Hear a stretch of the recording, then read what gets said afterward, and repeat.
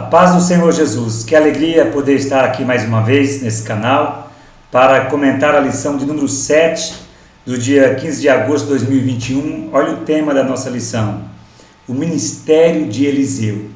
Você vai aprender nessa lição sobre este profeta que foi tanto importante quanto o seu mentor, quanto Elias. Nós vamos aprender sobre propriamente aqui 3 milagres realizados por ele. Mas houve mais milagres que eu vou estar mencionando para você também, você vai estar aprendendo. Você vai aprender também nessa lição sobre os milagres, quais foram os milagres que ele fez na escola dos profetas, quem formou a escola dos profetas, quais eram as atividades desses discípulos, esses profetas que viviam lá, qual era a influência que eles tinham. Tudo isso e muito mais você vai estar aprendendo na lição de hoje.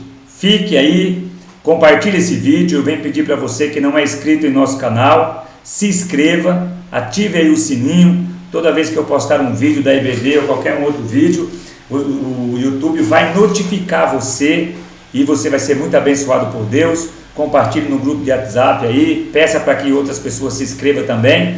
Compartilhe a mensagem da paz, a mensagem de Deus, e com certeza outras pessoas também serão muito abençoados por Deus através da nossa lição da escola bíblica dominical. Graças a Deus. Então, vamos lá. O textual da nossa lição vai dizer o seguinte: e disse Josafá: há alguém aqui, um profeta do Senhor, para que consultamos o Senhor por ele? Então respondeu um dos servos do rei de Israel e disse: aqui está Eliseu, filho de Safate, que deitava água sobre Elias. A nossa verdade prática está escrito assim: Deus usou e ainda usa seus servos para realizar milagres. Basta ter fé e confiança no Senhor, que Ele opera maravilhas.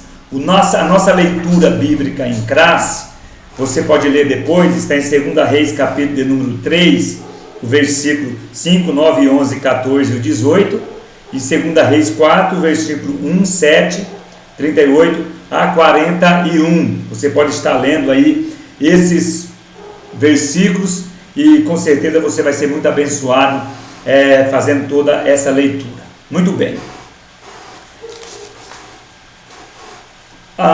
Os objetivos da nossa lição são 3. Primeiro, evidenciar que o Senhor zela pelo seu povo. Depois, demonstrar a fé e a confiança da viúva de Sarepta. E também sinalizar o ato de fé de Eliseu. Eu vou estar lendo apenas a introdução da lição, para você ter uma noção sobre o que nós vamos estar falando. Depois já vamos entrar nos tópicos. O ministério de Eliseu foi marcado por acontecimentos extraordinários. Nesta lição estudaremos sobre 3 deles: o milagre das águas, que alargavam um vale sem que houvesse chuva, a multiplicação do azeite da viúva, nós vamos estar aprendendo sobre isso, e a aniquilação da morte presente na panela, ok? Vamos estar aprendendo sobre isso também, onde um dos servos de Eliseu fez um ensopado ali, e milagrosamente Eliseu ali entra com providência, né? E coloca uma farinha na panela ali e a morte é eliminada ali. Vamos estar aprendendo melhor sobre isso. Mas sobre o ministério de Eliseu. Eliseu, ele foi um profeta que realizou muitos milagres. Eu vou citar alguns dos milagres, vários dos milagres de Eliseu aqui, para você ter uma noção de como ele foi importante em todo o seu ministério. Por exemplo, ele dividiu o rio Jordão em 2 partes, e a Bíblia diz que o povo passou em terra seca, em 2 Reis 2,4. Ele também sarou as águas de Jericó, lá em 2 Reis 2, 22 e 23.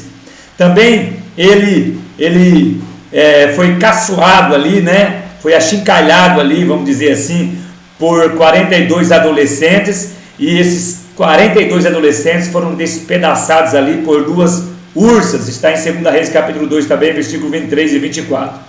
Mais milagres dele: providenciou águas, que nós vamos estudar, para os 3 reis e os seus exércitos, está lá em 2 Reis capítulo número 3. Ele providenciou a vitória desses reis, ele aumentou o azeite da viúva, Isso foi um dos milagres dele também.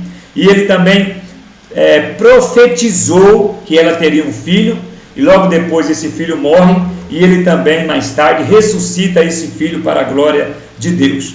Também ele tirou a morte da panela, que nós vamos estar aprendendo sobre isso, a multiplicação dos pães, a cura da lepra de Naamã. Depois ele coloca essa lepra em um dos seus servos, que foi o seu auxiliar Geazi, né, que quis ficar com todo o ouro ali de Naamã e recebeu essa lepra, ficou sobre ele. Ele fez flutuar o machado também, quando caiu, que era emprestado, quando os profetas, os filhos dos profetas, estavam ali cortando madeira para aumentar a escola dos profetas.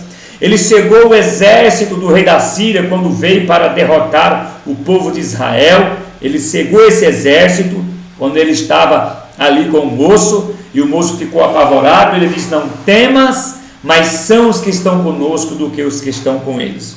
Isso está lá em 2 Reis capítulo 6, versículo de número 18. Mais milagres dele. Ele leva esse exército até a cidade, e depois ele devolve a visão para esse exército, poupando a vida desse povo também. Ele profetizou o fim da fome em Samaria, quando Samaria, o povo estava com fome, os pais estavam matando os filhos para não morrer de fome, cozendo os filhos. Ele profetizou o fim, mas houve um capitão que duvidou da sua palavra. Ele profetizou a morte dele, que ele ia ver, porém ele não ia se alimentar, e verdadeiramente, quando houve ali abundância de alimento, o povo massacrou ele na porta, ele não se alimentou. Ele profetizou a morte também de Ben-Hadad, né, e o fim do reinado de Hazael, e depois de morto ele ressuscitou um defunto que foi jogado ali na sua cova. Então, esse é algum dos milagres do profeta Eliseu. Mas vamos falar propriamente sobre 3 dos seus milagres nessa lição, que é o milagre que o rio começou, né, melhor dizendo, o milagre do rio que começou a correr sem que houvesse chuva, sem que houvesse vento e chuva, a multiplicação do azeite da viúva e a aniquilação da morte da panela cozida, feito por um dos empregados ali de Eliseu. São esses 3 temas que nós vamos estar falando.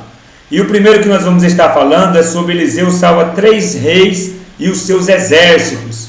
E isso se dá lá quando, na verdade, morre Acabe, também morre seu filho Acasias, e agora o seu irmão Jorão reina em seu lugar. Ok? Nós vemos que o rei de Moabita, o rei Messa, pagava tributos para a nação de Israel, e quando morre Acabe e esse reinado curto de Acasias, ele vê uma brecha, uma possibilidade dele não pagar mais esses impostos, Então, o que ele faz? Ele deixa de pagar esses impostos, que eu vou estar falando que impostos são esses. O que acontece? Ele vai chamar Josafá, rei de Judá, para guerrear contra os moabitas, e também ali é o rei de Edom também. Então esses 3, ele, mais o rei de Edom e mais Josafá, rei de Judá, vão ali guerrear contra o rei Messa, né, que é o rei dos moabitas. Por quê, pastor Gilson? Porque o rei viu uma possibilidade de fraqueza no reinado, e quando ele viu essa possibilidade de fraqueza, ele diz: eu não vou mais ser vassalo de Israel, eu não vou mais pagar imposto. Ele pagava, para você ter uma ideia, 100.000 cordeiros e 100.000 carneiros com a sua lã de imposto para Israel, e disse que não ia pagar mais. Então houve essa coalizão dos 3 reis para derrotar o rei de Moabita.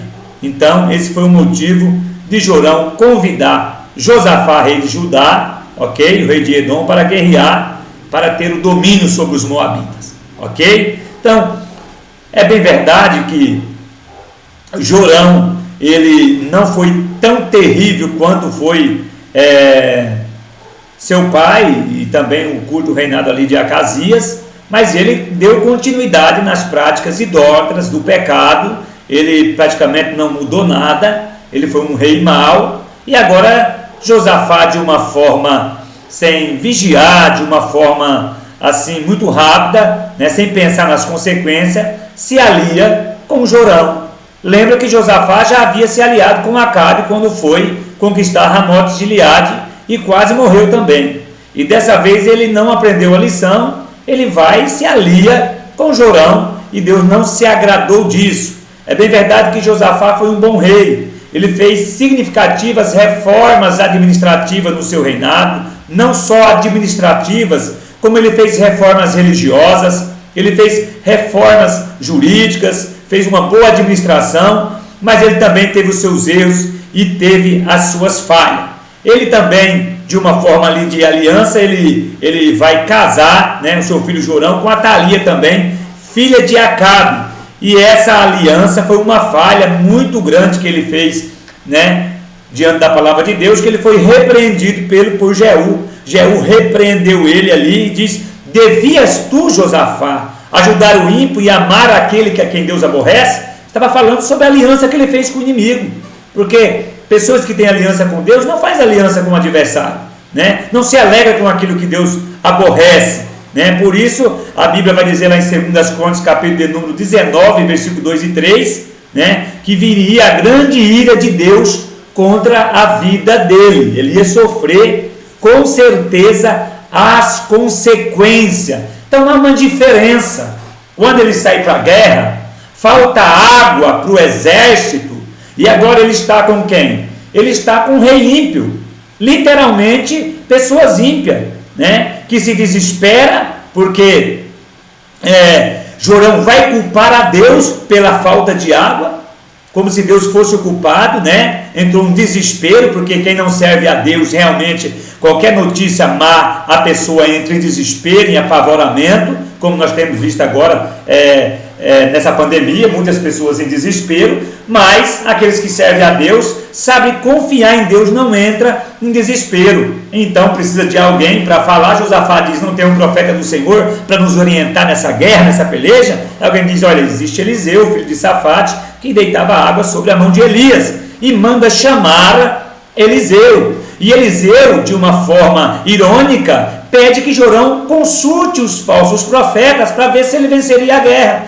porque os falsos profetas comiam na mesa dele, estava na folha de pagamento dele, né? De uma forma irônica, ele vai confrontar Jorão, porque Eliseu também tinha uma personalidade forte, assim como tinha Elias. Ele confronta Jorão, né, para que ele consultasse os seus falsos profetas, mas vai consultar com, num momento desse, o que vai valer é realmente aquele que tem comunhão com Deus. Mas Josafá não estava desesperado, né? Porque ele pede que busque, né? Ele pede que busque um homem de Deus, né? Um homem de Deus. Mas Eliseu não deixou de confrontar o pecado e a idolatria de Jorão, né? Mas ele profetiza não só a vitória deles contra os moabitas, como ele também profetiza, né, o milagre que Deus providenciaria água para eles e para o seu exército. E ele vai mandar que eles cavem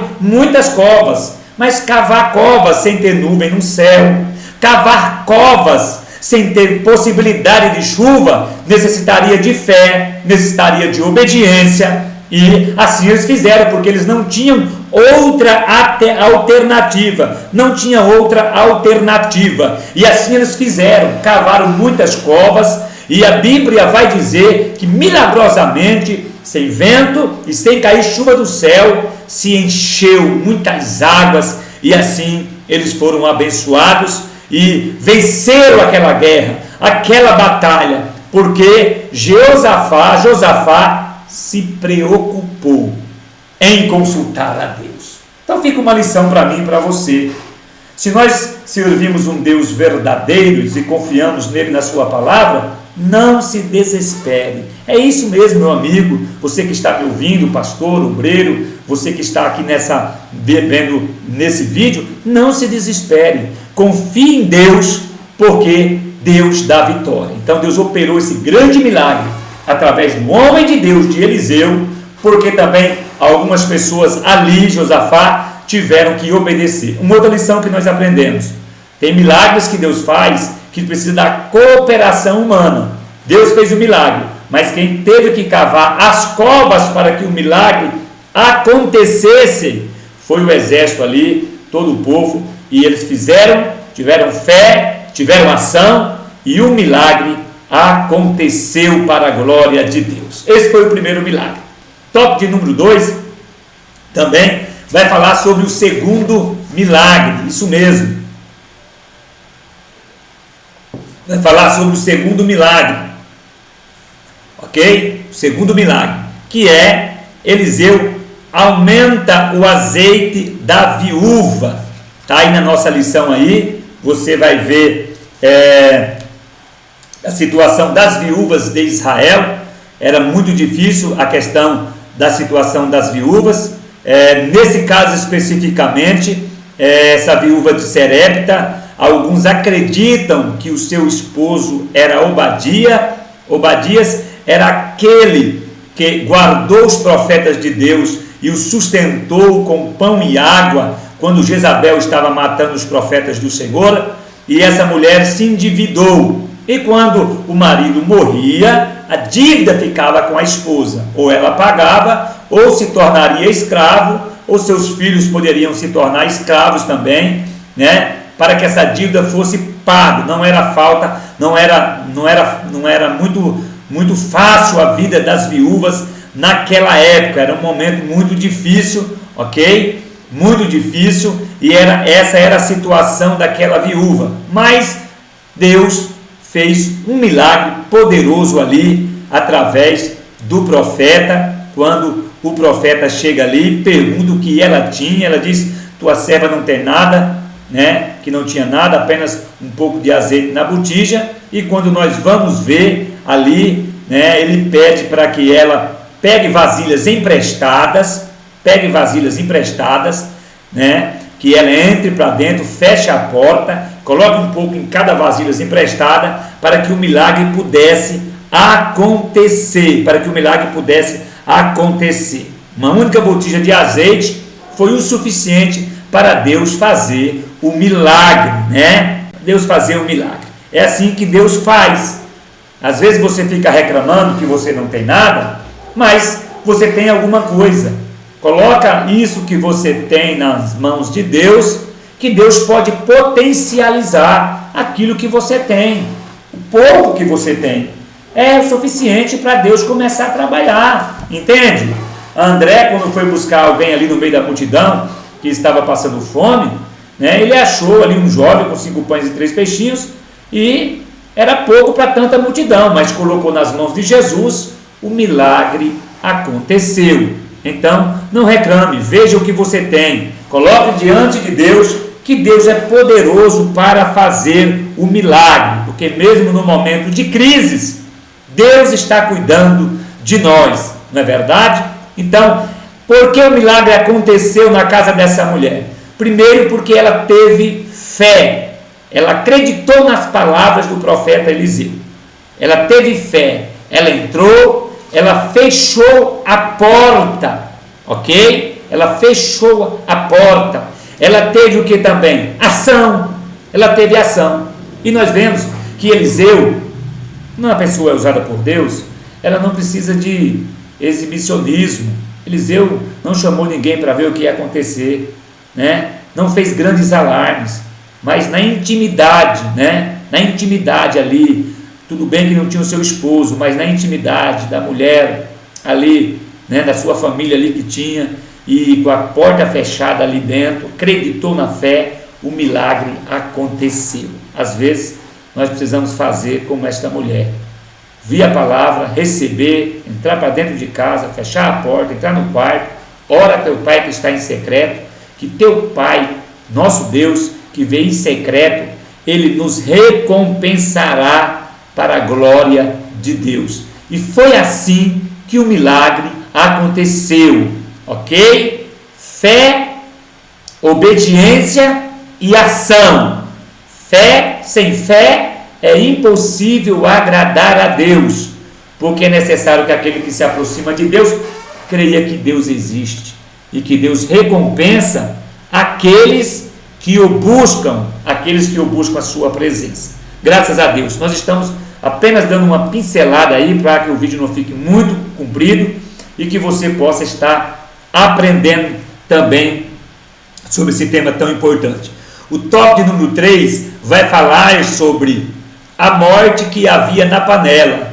Muito bem, nós vamos ver que Eliseu, ele estava na escola dos profetas, ok? Ali com os filhos ou os discípulos dos profetas, né? Que essa escola havia em 3 lugares, ok? Quais são os 3 lugares? Betel, Jericó, isso mesmo, Gilgal. 3 lugares ali aonde era o raio de ação da escola dos profetas. Por quem foi fundado essa escola dos profetas?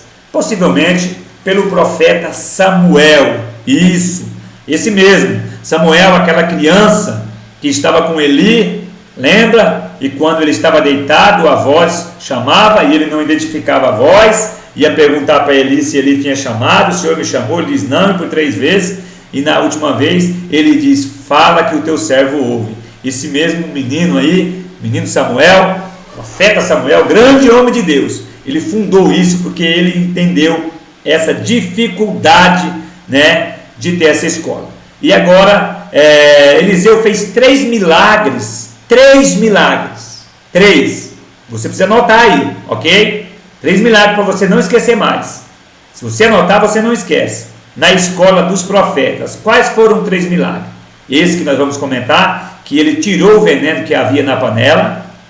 Houve também a multiplicação dos pães. E também ele fez o machado flutuar, quando os filhos dos profetas pegaram o machado emprestado e foram ali até o rio cortar lenha, bosque, madeira, porque o local estava crescendo, os profetas estavam crescendo, o local era apertado e eles queriam aumentar a escola dos profetas. E então foi lá que, quando caiu o machado, alguém diz: ai, meu Senhor, era emprestado. Mas Eliseu ali foi usado tremendamente por Deus para que o milagre pudesse acontecer, ok? Pastor Gilson, qual eram as atividades na escola dos profetas? O que esses profetas faziam? Muito bem, anote aí também, porque com certeza vai lhe ajudar. Eu sei que você já sabe, mas você anotando, isso vai lhe ajudar muito na sua compreensão. Então, primeiro, eles aprendiam a lei de Deus. Eles se esforçavam, se esmeravam no conhecimento da lei de Deus. Isso mesmo, essa lei aí, quem sabe você pensou agora, a lei que foi dada por Deus a Moisés lá no Monte Sinai. Essa lei aí, ok? Eles também faziam mais o quê? Eles desenvolviam um profundo relacionamento com o sagrado. É isso mesmo, um relacionamento com Deus. Todos nós precisamos ter a nossa intimidade, o nosso relacionamento com Deus. E eles também contribuíram, mas anota aí, terceiro, eles contribuíram, ok? Contribuíram de uma forma muito veemente para manter a resistência contra a apostasia que estava acontecendo em Israel e a idolatria que imperava meio à nação, ao ponto que você conhece a história onde Deus usa o profeta Elias para que o povo possa tomar a decisão de tão pecado estava enraizado sobre a nação. Quarto, anote aí também, anote aí quarto, também eles eram usados por Deus como eles eram uma reserva moral e espiritual, né? Isso mesmo, porque muitos que deviam ensinar o povo haviam se corrompidos, haviam se entregado aos presentes dos reis, né, aos privilégios, aos manjares dos reis, para profetizar o que os reis queriam. Mas este grupo aqui se manteve íntegro, com a integridade a Deus, ok? Por quê? Os verdadeiros profetas que ficaram na escola dos profetas, eles eram perseguidos veementemente por alguns reis, conforme você pode ver em 1 Reis, capítulo de número 18, versículo de número 4, isso, e eu até citei para você, certo? A perseguição dos verdadeiros profetas do Senhor, quando Obadias guardou eles para não ser morto ali por Jezabel, isso mesmo.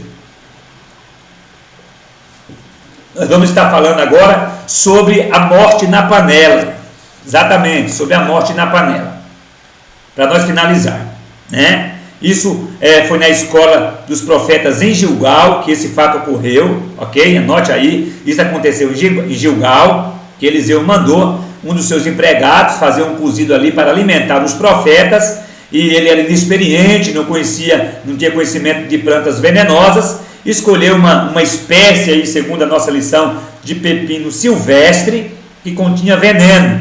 Isso, e quando alguém gritou, depois que ele fez o cozido, alguém verificou e diz a morte na panela, né? E Eliseu já prontamente agiu rapidamente, ok? E pediu que colocasse farinha na panela e declarou que não havia mais perigo e que a morte haveria saído, e assim aconteceu. Então fica um ensinamento aqui para nós, ok? Que nem todos estão preparados, né? Nem todos têm um discernimento, ok? A experiência, né? Para fazer o melhor e dar o melhor alimento para aqueles que necessitam. Esse rapaz aqui não estava preparado.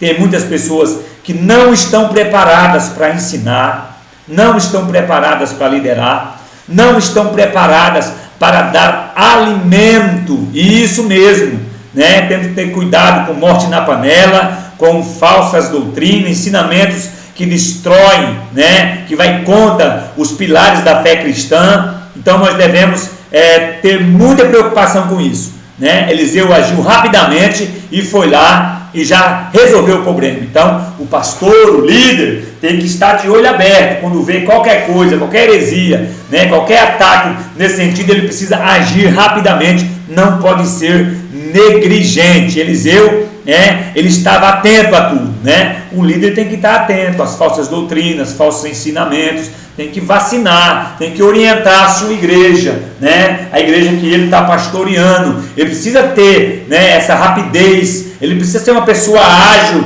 e entender o que está ocorrendo, o que está acontecendo, ok? Para que o veneno não venha entrar no nosso meio. Isso mesmo, o veneno da heresia, do modismo, esse tipo de coisa que nós estamos vendo, ok? É importante termos pessoas com visões, ágeis e preparadas para cuidar bem do povo de Deus, ok? Quando não há uma boa palavra, quando não há um bom ensinamento, quando não há um esforço, um esmero, é uma igreja que vive na superficialidade. Isso mesmo, superficialidade. Nunca tem nada de novo. Novo que eu digo, um alimento bom para a igreja, uma palavra boa para a igreja. Então isso depende de quem? Depende de quem está liderando, visualizar o que está acontecendo sobre aquilo que está nas suas mãos. Então, veja aqui no primeiro milagre, finalizando, eles precisaram cavar e muito para que o milagre acontecesse. No milagre do azeite da viúva, ela precisou agir, ela foi buscar vasilhas emprestadas, fechou a porta, derramou o azeite dentro da vasilha e creu que o milagre ia acontecer, como disse o profeta Eliseu. E no terceiro, né, também ele precisou colocar farinha para que o milagre acontecesse. Eram milagres da parte de Deus, operado por Eliseu, mas com coparticipação humana, ok? Milagres para que aconteçam, precisamos ter fé e ação. Isso. Deus é o Deus que faz o impossível. Lucas 1,37 diz que para Deus nada é impossível. Isso mesmo, nada é impossível. Rapidamente, nós passamos aqui sobre os 3 tópicos da nossa lição. Sei que você vai se aprofundar muito mais. Se for comentar tudo, a gente perde um pouco o foco. Então, quero fazer um vídeo mais curto e comentando aí as partes mais importantes que eu visualizei para nós aprendermos sobre esta lição, ok? Então, peço que você compartilhe esse vídeo, mais uma vez se inscreva no canal, compartilhe nos seus grupos, peço que outras pessoas se inscrevam também, e com certeza outras pessoas serão abençoadas e vão estar pesquisando mais sobre o ministério desse homem de Deus, esse homem chamado Eliseu, um homem que realmente deixou tudo para fazer a obra de Deus, um homem que recebeu porção dobrada do Espírito de Elias sobre a sua vida e nos deu um exemplo de um homem que faz a obra de Deus com responsabilidade, com muita dedicação. Deus abençoe sua vida, Deus abençoe sua casa. Siga-nos nas redes sociais, lá no Instagram, PR Gilsonildo, procure lá, siga, nós vamos estar daqui um tempo também postando alguns vídeos lá também, fazendo algumas lives, e com certeza você também será muito abençoado através dessas lives que nós vamos estar fazendo, ok? Deus abençoe sua vida, Deus abençoe sua casa.